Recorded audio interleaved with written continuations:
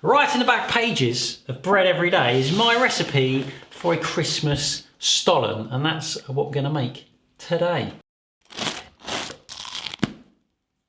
When you make a Stollen, it's a light, fluffy bun dough with dried fruit inside and a centre of marzipan, but not the kind of yellow marzipan that's overly essenced with weird synthetic materials like the one that you buy in the shop.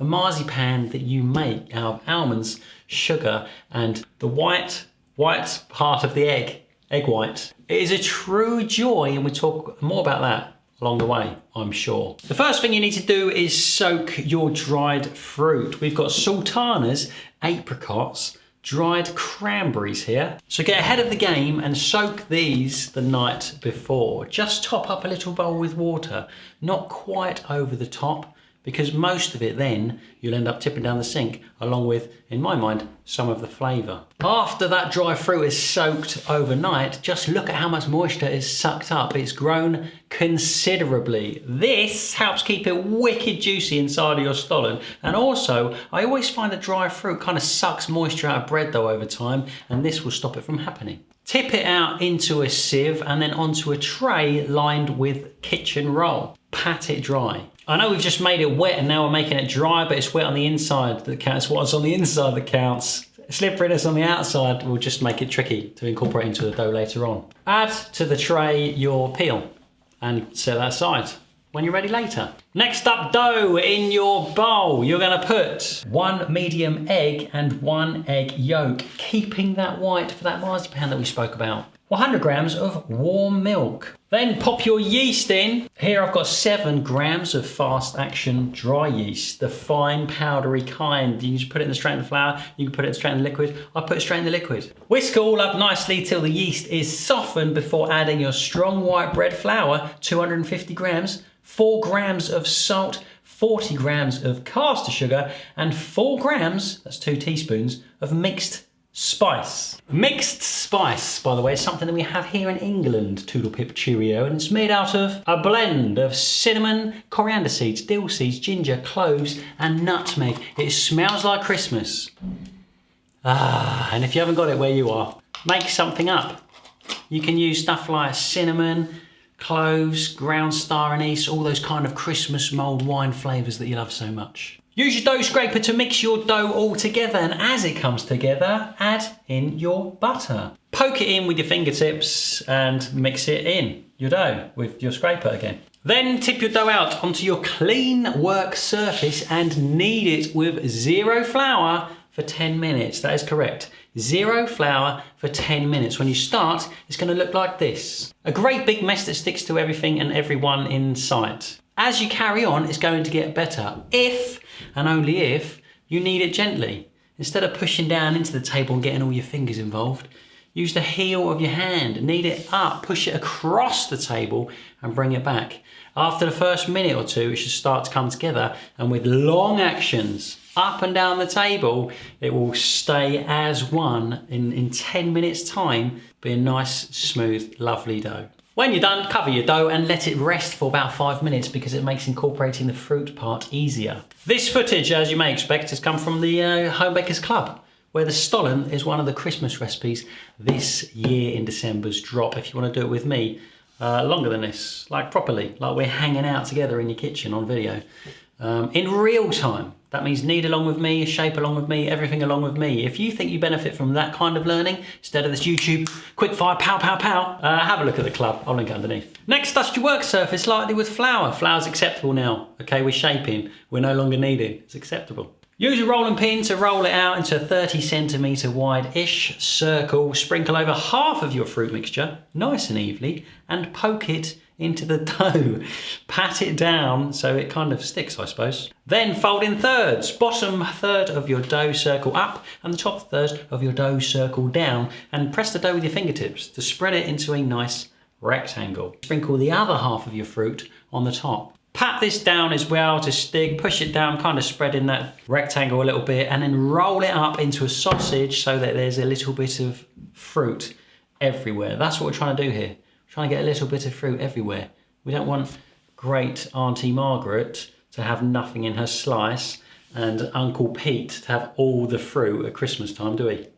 I mean, it's good for Uncle Pete, but what about Margaret? Pop your dough back into the bowl and place the bowl on top. Another one. Rest at room temperature for an hour and a half to 2 hours. Most of the time you'll see me cover stuff like this with a cloth, like just a Bake with Jack proving cloth like this. But for things like this, where we have deliberately warmed the milk because it's enriched dough to give us a head start, well then it makes sense to cover it with something airtight, something that's not breathable to protect it from drafts, because all the time that warm dough is going to be trying to dry out. We don't want that to happen, otherwise you get big skin on top. That's why we go with a bowl. While you're waiting, get yourself a cup of tea and start making your marzipan. All the dry ingredients into the bowl. 100 grams of ground almonds, 50 grams of caster sugar, and 50 grams of icing sugar, or confectioner's sugar, for those of you in America. Mix it all together with a pinch of salt, because it makes it wicked delicious, and put your egg white that you kept from earlier into the bowl. Mix it all up. Historically, we've done Stollen in the Christmas bread making class, and people have come along to the class and gone, Jack, can I leave the marzipan out, please? Because I don't like marzipan. And I've gone, whoa, whoa, whoa, whoa, whoa, whoa. I understand if you don't like marzipan. But we'll make the marzipan anyway. Try it and see if you want to pop it in. They always put it in. They always put it in when you make it, because it's nothing like the stuff that you buy. It doesn't have no weird almond essence in it or anything strange. It's absolutely sweet and chewy and delicious and wonderful. So if you're thinking that, rethink it. Just try it. Just try. Make it. You don't have to put it in. You can just roll it into balls and dust it with sugar and I don't know. Try it. That's what I'm trying to say. Mix it all together until it comes together nicely and divide it into two. This recipe makes 2 Stollen, by the way. Did I say that earlier? I don't know if I did. Roll each piece of your marzipan into a nice sausage. Some people need it to make it smooth and whatnot, but you know what? I like it kind of rustic. A little bit crunchy inside. The kids like it too. You're looking around about 12 to 15 centimeters long for each of your sausages. Set them on the side for when you come back to your dough. When you return to your Stollen dough, you should see that it's puffed up a little bit. Turn the dough out of the bowl, and with the flat edge of your dough scraper, you're going to cut it into 2. To get them bang on, weigh the dough as it is, divide the number by 2 using your brain or calculator, and cut the dough into the correct weight. 2 pieces the same. Shape each piece into a nice ball, and once again, cover it and rest it on the side for 15 minutes. Once it's gone through this process, everything's a little bit tight and bouncy, and it's going to resist you trying to shape it. It's going to do its best to stop you doing what you want to do. Leave it for 15 minutes. All the elasticity, the gluten relaxes, and then it's able to be shaped nicely with minimum resistance. So flip your dough ball upside down and give it a little bit of dust. Press it out with your fingertips and roll it to a disc around 15 to 20 centimeters wide. Then take your rolling pin and push it in the middle horizontally across, roll up and down slightly to create this kind of flat dent area in the middle, with a plump part on the top and a plump part on the bottom. Lay your marzipan sausage into that dent and fold your dough in half so the 2 plump parts meet, and then with your fingers push down in between the marzipan and that piece of dough to seal it together so it doesn't open up like a book later on.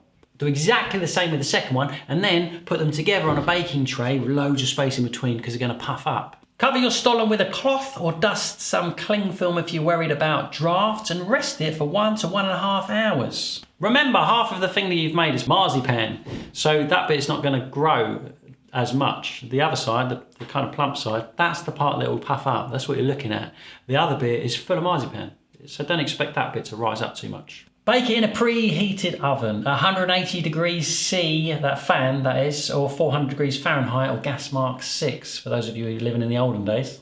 And when you do it with steam. That means half a kettle of boiled water, tip it into a deep tray underneath where you've loaded your Stollens, shut the door, keeping that steam in there, you get a better rise, better colour, better everything. You're going to bake it for around 25 to 30 minutes, and it's really difficult to tell when stuff like this is fully baked because 1, it's an enriched dough, and that's tricky anyway. 2, it's packed full of soaked wet fruit, and 3, it's got a big hunk of marzipan going through the middle. The best way to tell if it's fully baked, just peep underneath. If it's delicately, gently golden underneath, then it's done. Take it out, pop it on a wire rack, and put the paper underneath, because your next step is to brush it with melted butter. Melt 50 grams of butter and brush it all over your stollen while they are still hot, and then dust it like crazy with ice and sugar. Then allow it to cool before you cut it open and eat it. Yeah. If you're making these ahead of the game, what you can do is leave out the butter and the ice and sugar part.